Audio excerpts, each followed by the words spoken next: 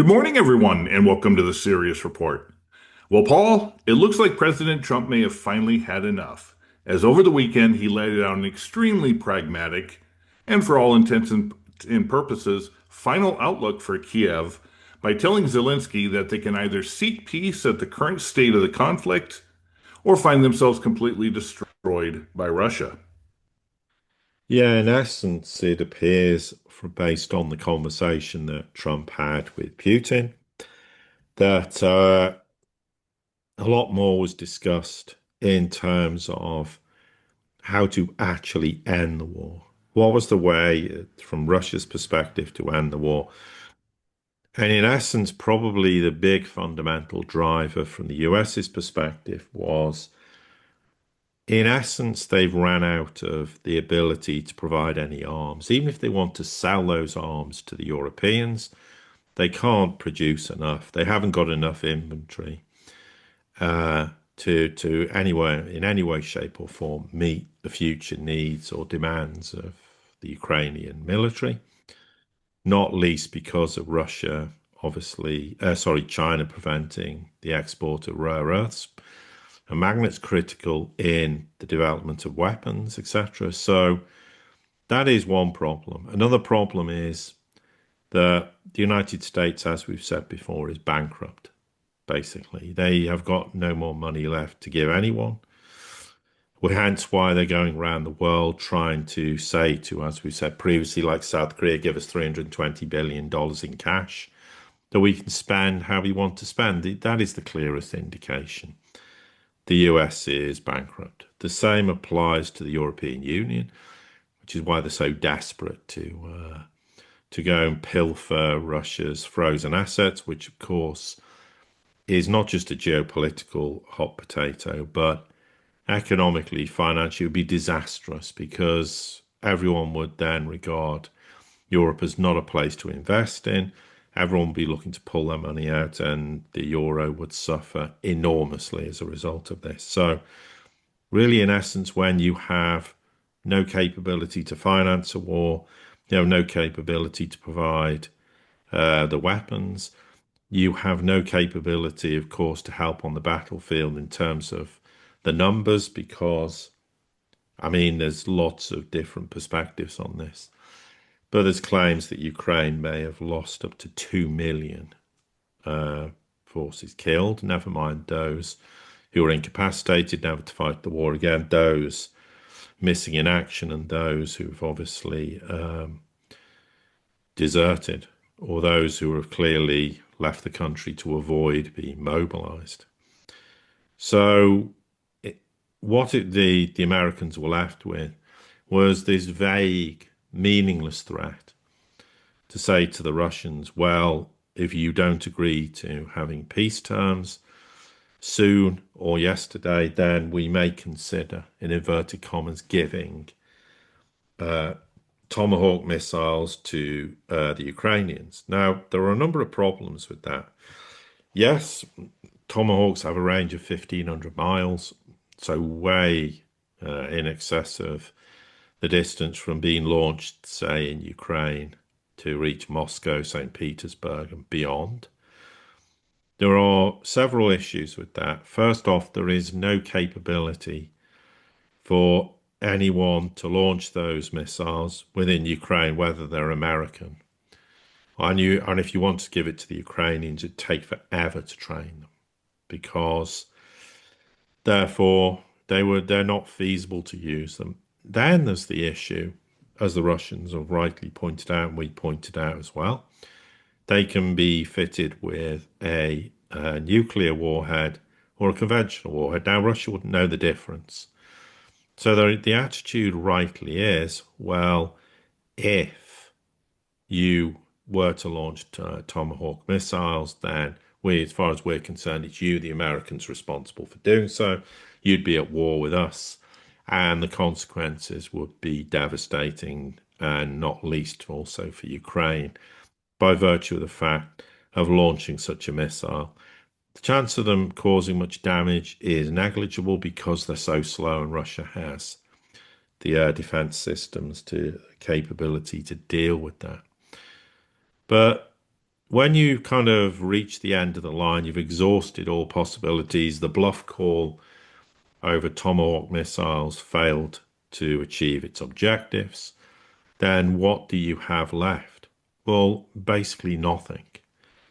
And if you can't, I've got nothing left, then in essence, you either try to end the war quickly, or cutting your losses basically, or you face the prospect of the war continuing with the outcomes already decided. Anyway, Russia's won the war, but they would end up then taking as much of the country as they wanted to do so. And it's worth noting, as a final point before I hand over to Ken, is Russia is already making uh, significant progress in Dnipro region. There's now fears that Russia will eventually take that, have a referendum, and keep it. So it won't just be Zaporozhye, Kherson, Donetsk, and Lugansk, and of course Crimea as well, which is not really part of the discussion, but it is in essence a contested part of what is now Russia that Ukraine regards as being part of Ukraine. But you extrapolate that where the war carries on, and before you know it, Russia could take Nikolaev, Odessa, Kharkov, possibly Sumy. Certainly, you would arguably say Dnipro, and who knows how much more of the country, because if the military forces of Ukraine collapse in totality, then Russia could make rapid gains, hundreds of miles a day, easily, if there's nothing there in their way. So, rightly, based on the discussion that Trump had with Putin, then clearly the Americans were then in a position to realize they had nothing left to give, nothing, no leverage. So, okay, what's the discussion about with Putin? Then, of course, there was this discussion then between Trump and Zelensky. By all accounts, there's various statements made about it.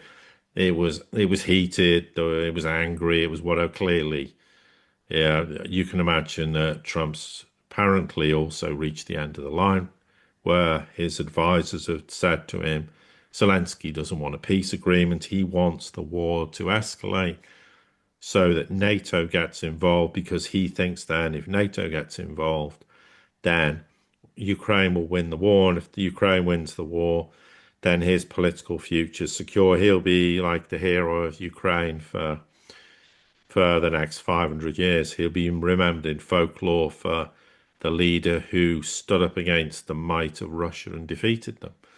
And that's what goes on in his thought process. Of course, that's never a reality, but that is really what has driven the Americans to the point of saying, well, terribly sorry. First off, you're not having the Tomahawks, and then let's start to have a discussion about the reality of what you are facing in Ukraine.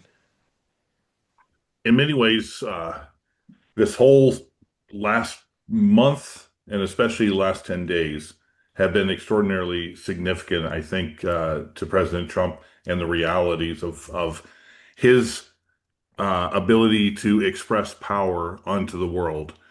Now, I'm just going to go back and lay out the groundwork here because about 9, 10 days ago, you and I put out a video. Russia implements the endgame strategy in Ukraine. And I think this has had a very significant and important factor into where we are coming out of this weekend and the Zelensky, not only the Zelensky Trump meeting, but also the phone call that Putin made with Trump just a day or two before that get together. And of course, we're talking about going to the Alaska. And coming out of Alaska, you could tell Trump was partially shaken and partially come to a conclusion that, we need to end this conflict and do it primarily on Russia's terms, and Russia is ready to do it if most of their demands and objectives are met. But then something strange happened. It was almost like, uh, you know, uh, I'll put this analogy out there. P.T. Barnum was being surrounded by snake oil salesmen. Whether it was Zelensky who saw him again, whether it was the Rhino portion of the neocon portion of the um, U.S. government, whether it was Europe who was trying to push for more expansion of the Ukraine conflict. Anyway, all of a sudden, everything that had happened in Alaska was suddenly changed and thrown away, and now there was talks of these tomahawks. Well, as we got into this last weekend, I think really President Trump has come to a realization and is tired of it all. It just, that's the body language and that's the words coming out, it really seems. So I think the uh, Russia endgame strategy of going after the infrastructure and really putting the screws on the entire portion of Ukraine rather than just the front lines, as well as from what I've been hearing, there's a part of the Russian government that's offering carrots to President Trump about business deals that can happen between the two countries. That at this point in time is something that I think is vastly important to Trump trying to do his economic recovery. Yeah, the economic recovery part's extremely important. This was Dmitriev who came out and talked about this thing. It's been muted for a long time to build this tunnel through the Bering Strait between obviously Alaska and Russia.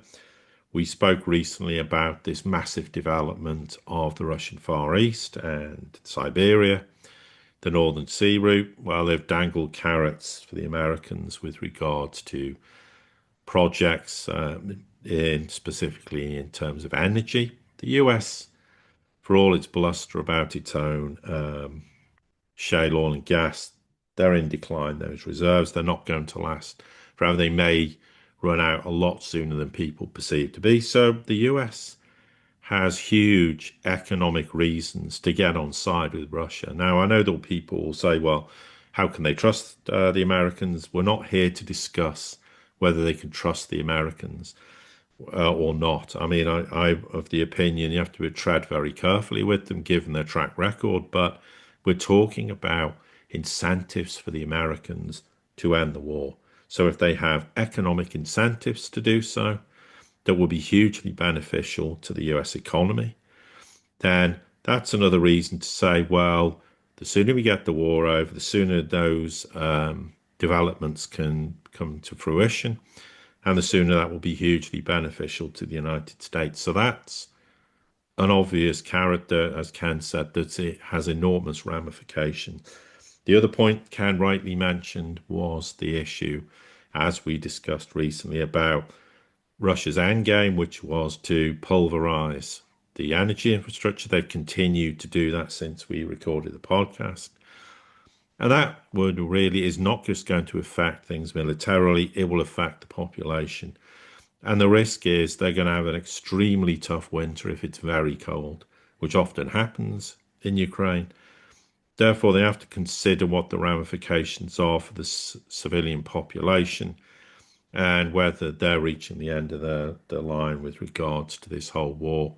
Never mind the obvious problem of the mobilization, which has caused an awful lot of upset and anger and amongst the Ukrainian people who are fed up of their loved ones being carted away in vans to go on the front line, which is, has, to put it diplomatically, a very short lifespan if you're put in that position, as we've discussed previously. So when you factor all those things in for the United States, there's nothing left for them to try and keep the war going. Now, Europe can sit there and puff its chest out and make all kinds of demands about what should be done and what shouldn't be done. But at the end of the day, if Trump says the war's over and we're not going to, and I want this war over as fast as possible, the Europeans are going to do nothing about it because, again, they're only ever prepared to stand in behind, yapping like the little chihuahua it is, behind the leg of the proverbial Rottweiler, who is the United States. Well, if the Rottweiler says, I'm going home, everyone's going home, and the Chihuahua will just pack its bags and disappear, never to be seen or heard of again. So the question, therefore, is we don't know specifically everything that was discussed between Trump and Putin, but very clearly the Tomahawks uh, uh, decision the Americans didn't make, basically, was quickly extinguished as being any remotely a possibility because of the fact Russia would have said, okay, you do that, you're at war with us. Very simple. And you don't want to be at war with us, and we don't want to be at war with you because we know what the consequences will be. So then it's effectively, okay, so what's the strategy? And I don't doubt Trump was told by Putin, look, it's very simple. You've known for a very long time what our terms and conditions are to end the war, what the core issues are. We're not going to go through them all because we've said these countless times before, but it's things like no NATO membership, demilitarization, neutral status, etc., etc. And, recognition that of the territories Russia now says are part of the Russian Federation. And Trump would have then said, okay, well, if you don't get those, what happens? It's very simple. The war carries on. And remember, you've got nothing to give Ukraine anymore. So we'll just take as much of the country as we want, and it'll get relatively easier and easier and easier. And then you're going to have to suffer the humiliation of a total crushing defeat. For the Ukrainians were, hence the statement that if you don't accept Zelensky, Russia's terms, then the country will be destroyed. And over and above how much it's already been destroyed. And it's as simple as that. So therefore, all this expectation when Zelensky rolled into Washington that he was going to get these tomahawks is just ridiculous. And all these statements that Russia's lost this many military personnel, it's weak, it's losing the war, etc. And no one believes it in reality. It's just something for the average person in the street to consume in the hope they believe that, in fact, Russia isn't winning the war. So, on that basis, it's very simple. If you want to end the war, then you're going to have to agree to Russia's terms. And hence, this is when this meeting between Trump and Putin is scheduled to happen in Budapest within the next couple of weeks. There is now talk that Zelensky wants to turn up. Well, I hope he does. I really hope he does turn up. And he sits there face to face with, and because in a way it's only going to end the war when first off the Americans agree with the Russians what needs to be done, and then Zelensky's put in a position where he has no choice but to agree with the Americans and agree with the Russian position and accept that that's going to be the outcome. I mean, Zelensky, of course, is now staring down the barrel of the proverbial gun of losing the war. He'll be finished politically, and obviously that would become an irrefutable position. And really, I've said for a long time, Zelensky's just looking after his own interests as much as anything, because he doesn't want to come out as the president who lost the war for many, many reasons. I'm not going to get into that discussion because it doesn't really add any value to anything. I mean, I think there was a lot of statements going to be made in the next week or two as to what Putin and Trump agreed with. I would ignore all of it. Nobody knows. But I would say this: if Putin starts reneging on the promises that he's assured the Russian people and his government with these core issues, if he starts backtracking on those, I don't think Putin will be Russian president for very long. I think he'll be gone. And he knows that. And I don't think for 1 minute he would do that. I think the demands are very simple. They've always been on the table, and that's the way to end the war. But if they don't, the war will just grind on, and in the end, it will be no longer a war of attrition. It will end up a war pretty rapidly where Russia just takes huge swathes of Ukrainian territory because there'll be no one there to fight a war anymore. And then the question is, well, does Russia want to keep all that territory? Probably not. But it's an even bigger bargaining chip for them than they already have in terms of future discussions, because if you have territory you don't particularly want to keep, but it gives you added gravitas in such discussions. Then it'd be more sensible to end the war now before Russia takes a serious stranglehold of those regions like Dnipro and maybe subsequently Nikolaev and Odessa. But the idea that because Russia's progress has been slow, and that's the biggest failing of the West, it's not anything about progress. They said all the way along, it's about destroying the Ukrainian army and their capability to fight a war, demilitarization. Very sadly, huge numbers of Ukrainians have had to die for that, with no chance of them ever winning the war. But sadly, that's the perspective that the West has. Well, it's worth it because Russia hasn't taken much territory. You don't win wars by taking territory. You win wars by destroying the other side's military capability. Well, here we are in October 2025. That's exactly the position Ukraine now faces. It's kind of interesting when you go back in history. During our American Civil War, President Lincoln had to fire like 6 to 8 generals because these generals grew up in a war academy, West Point, that was based upon the Napoleonic Code. And the Napoleonic Code at that time in Europe was seize the capital, you win the war. But when they tried to do that here against the South, it failed miserably until finally General Grant was put in there and he understood that the whole thing was about killing the army and then the war would resolve itself. What did Russia do over time? Against Napoleon, they did the war of attrition. In Moscow, they just let them have Moscow. Winter came, they lost all their troops, and pretty much Napoleon was done for. Same thing with Stalingrad. Germany put all of its troops into fighting the Eastern Front. They all died. Pretty much the start of the end of the war. So Russia's mindset has always been about attrition, deal with the territory later. So it's a pretty fascinating, different outlook when you take a look at Europe and the United States, how they conduct war. Because if you remember, President Trump said, well, if I was president and this was my war, it would have been done in a week. Because all they would do is bomb the hell out of everybody and then think that they're easily going to take the territory. But that's not how Russia operates, and that's not how you actually win a conflict. One final point I wanted to throw in there real quick was it's interesting what perhaps this has led up to with President Trump coming to the conclusion and finally, and perhaps the finalization to really seriously seek an end of the war primarily on Russia's terms.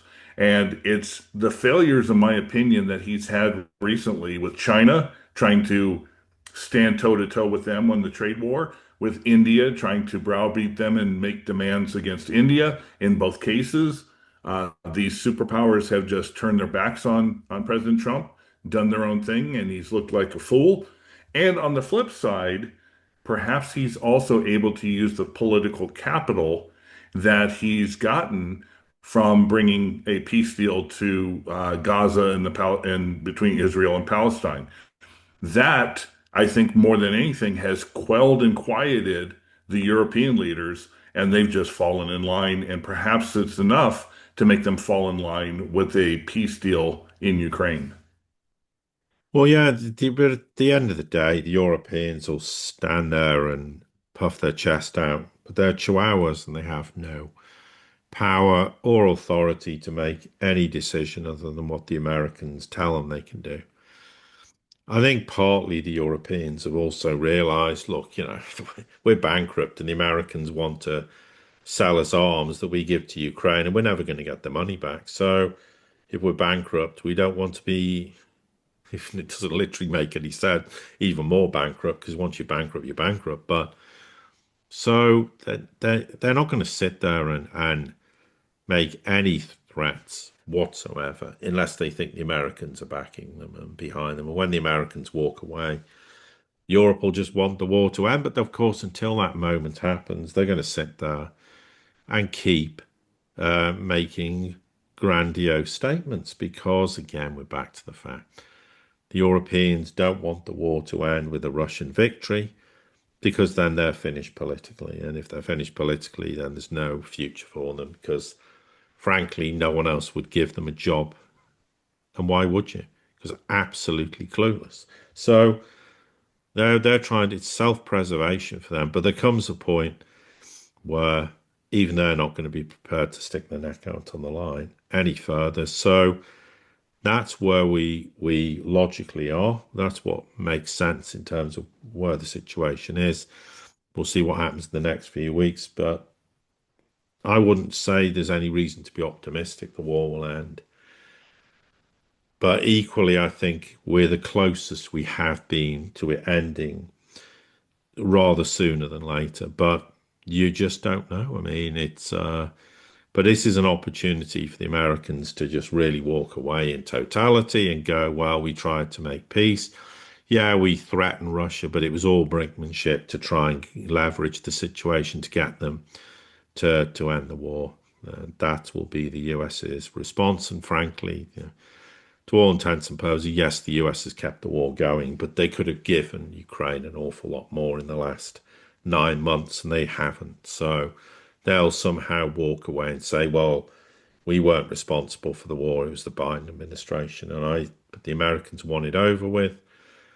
And logically, once they throw in the towel, then you would surmise that they won't last long before the war ends. But it remains to be seen because you, even though the Ukrainians have nothing or next to nothing left to fight, they may just, for some very, very ridiculous reason, decide that they can keep going. But I suppose then the argument would be if the Europeans say, sorry, it's over, then it really is over because they've got nothing left to fight the war. But how much longer they can fight the war on the basis of what they have is very debatable. Anyway, there's some people who think it's not very long. So we thought it was worth discussing this today because I think it's an interesting subject and it's a part of the war that's worth discussing. Not all this endless discussion about what happened today in Dnipro or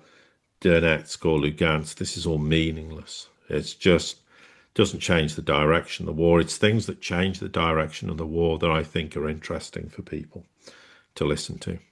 Very important points indeed, Paul. To everybody here at the Sirius Report community, as always, thank you for your support. Don't forget to like, share, subscribe, comment, send this out to anybody you think it might be important to. And until the next time we get together, have a great day.